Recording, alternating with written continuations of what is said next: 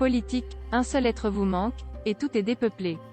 Ce samedi 1er mai, Jean-Luc Mélenchon était à Lille, où frémit à l'occasion des élections régionales l'espoir d'une possible alliance de la gauche en vue de l'élection présidentielle 2022.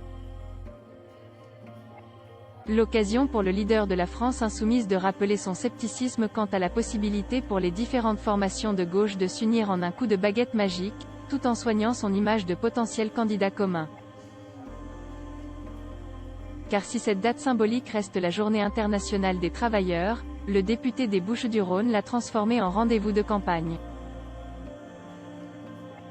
J'ai un vœu à faire pour la classe ouvrière, les salariés, les travailleurs, les gens humbles qui vivent seulement de leur travail, être libérés de la peur du chômage, du licenciement, de la peur du lendemain car demain pourrait être beau, lumineux, a-t-il lancé lors d'un discours à ses militants en début de manifestation. Avant d'annoncer, je vous souhaite que le 1er mai 2022 je puisse revenir vous voir comme président de la République, ayant rétabli les 8 heures de travail, les 35 heures, la retraite à 60 ans. Ce faisant, inutile de chercher une photo de famille réunissant Jean-Luc Mélenchon, Martine Aubry, Benoît Hamon, Karima Delli, Sandrine Rousseau et Éric Piolle, tous présents à Lille ce samedi, elle n'existe pas. Vous êtes des faux jetons, le candidat insoumis a bien croisé la route des écologistes, mais aucune accolade n'a été aperçue côté socialiste. Ici, c'est le 1er mai, c'est pas la fête à Mélenchon. On est là pour soutenir les travailleurs. S'il veut nous voir, il sait où on est, c'est d'ailleurs agacé Martine Aubry, selon des propos rapportés par l'AFP. Si les relations avec les socialistes sont inexistantes, il ne faut pas pour autant en déduire qu'elles sont au beau fixe avec les écolos. On vous soutient au régional et vous nous envoyez balader au départemental. Vous êtes des faux jetons, voilà c'est tout, a balancé le député des Bouches-du-Rhône à la délégation EELV venue à sa rencontre, selon des propos rapportés par l'AFP.